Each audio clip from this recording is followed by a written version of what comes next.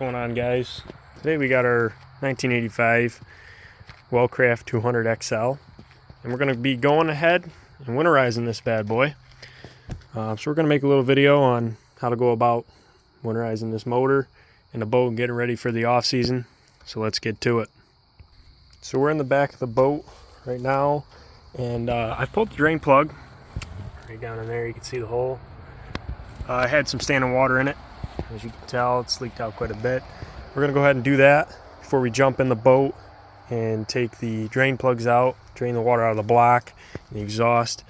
Usually I do that before, therefore when all the water that comes out goes out the back of the boat and doesn't hang around in the hull. So let's get up in there. We'll find these drain plugs. Now that we're up in the boat, I always wipe my feet off before I get in a customer's boat, especially if they're dirty. Try to leave it as clean, if not cleaner, than when we got here. I've raised up the engine cover here. We're going to go ahead and sneak over down in here and see if we can't find this block plug, and we'll get her opened up and drain her out a little bit. Alright guys, so we're going to sneak down in here and we're going to look for two things. One, there's usually a plug on this exhaust manifold, which I do not see one on the bottom here. Usually there's a plug probably towards the back, right in this area. I don't see any, so we're actually going to go ahead and pop this lower hose off the bottom of the exhaust manifold and let that drain out. We're also going to go ahead and locate that guy right down there. It's on the side of the block. That's your block drain. It's probably a 7/16 to pop that plug out, so we're going to go ahead and pop that out as well to make sure we get all the water out of this motor. Both sides are going to be similar, so we're going to go ahead and do that and get this water draining. So now we got them loose. I'm going to go ahead and pull the plug out of the bottom of the block here. See if I can't. So we got water coming out of there. Also got this hose clamp loosened up right here. Pop that off. Obviously you can see there's quite a bit of water in that manifold as well as block. So we're going to jump over the other side and take that plug out as well as this hose right here and get it all drained out. So we're on the other side of the boat here, and you can see I got the block plug out. Water's flowing pretty good. I got this hose off the exhaust manifold as well. However, this plug that goes into the block here, as you can see, was no longer a 7/16. So I actually had to sneak a pair of vice grips down in there, get it crack free to get it drained out. As you can tell, it's pretty beat up. Been in and out a couple times. So we're going to go ahead and actually replace this for the customer to verify easy installation when that's done draining, as well as, you know, just because it's shot. Another thing you might have to do, on a side note, if it's just barely trickling out of your block plug, go ahead and take a screwdriver or a pick, stick it up in the hole, and get whatever rust or corrosion or buildup is in front of that plug, keeping the water back. You can see I got a steady stream now. It was just trickling out, so I went ahead and did that. Now we got her draining out. So now that we're back here at the back of the boat, we're going to go ahead, check this gear oil, drain it, fill it. We're also going to put in some stable in the gas tank, stabilize the fuel. Got a couple gallons here, probably more than I need since it's only V6. I thought it was going to be a V8. So we got our muffs in a 5-gallon bucket, our antifreeze, some fresh gear oil. So we're going to go ahead and get this draining. You're looking for two plugs. You got a drain plug right down here, bottom of the lower unit, flathead. You got another one up here. It says oil vent. We're going to go ahead and crack the oil vent first, and we're going to go ahead and crack the drain down here, get that draining, see what it looks like, see if there's any other problems going on. We're also going to take a grease gun, we're going to hit this zerk, and there might be one on the other side as well. There is right here. Going to hit those just for maintenance purposes. Also, there's a third zerk right here in the back. We're going to go ahead and hit that with the grease gun, give it some love. So let's get to it. Now we got this crack free. We're going to pull that out. Got a drain on here. As you can see, it looks like shit. We're going to let that drain out. While we do that, There's our drain plug. We're going to go ahead and put some stable in the fuel tank. So we found our gas tank. I'm going to go ahead and put a couple ounces in there for safekeeping.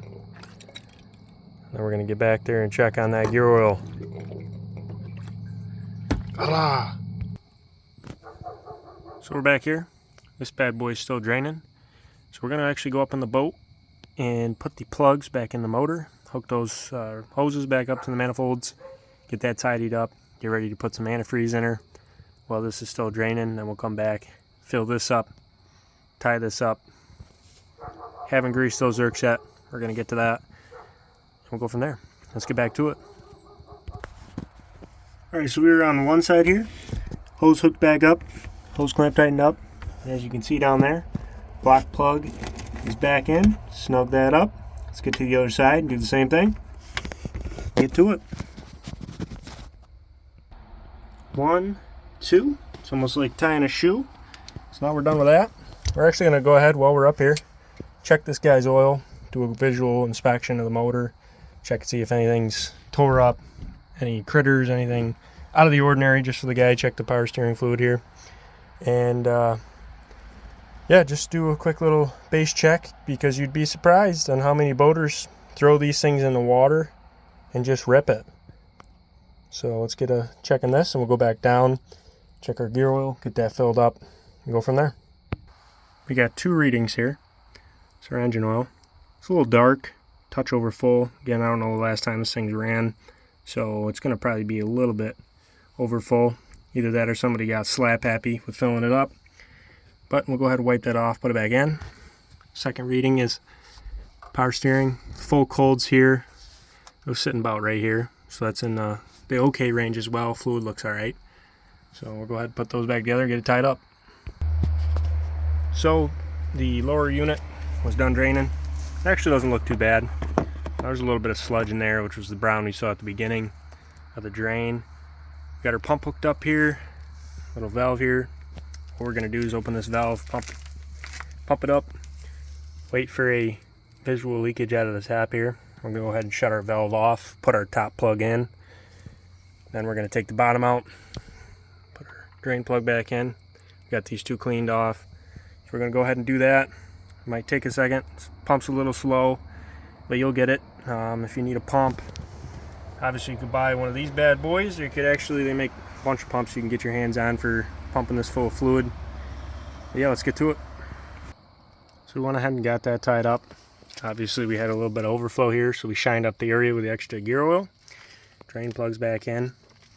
Now just for reference, up here, as you can see, I'm at the swim platform, dead center of the outdrive. You see that top plug right there? That is actually your oil level plug. However, due to there being a swim deck on the back of this boat, I filled up to the oil vent, which you can see the oil vent and the top plug. This much space of oil. It's not a huge deal, guys. You don't got to sweat it. So we went ahead and just did it here for convenience sake. But she's full of oil. She's ready to go. Let's hit it with some grease and then some antifreeze. Alright, so we got some fresh lube in those grease fittings there. Got our muffs hooked up. 3 gallons and some change in our 5-gallon bucket. We're going to go ahead and fire it up. And we're going to let it suck down this antifreeze, fill up the motor. Obviously the plugs and the radiator hoses are hooked back up, everything internally, so it's not going to leak inside the boat. So let's get to it and get her done.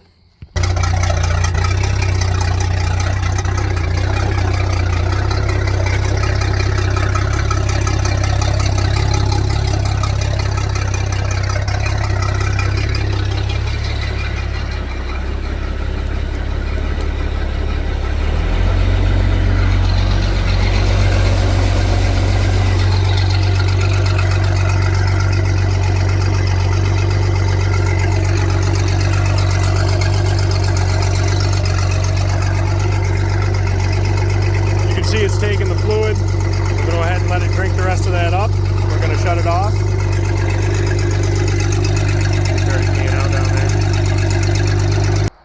Alright, so you could see it.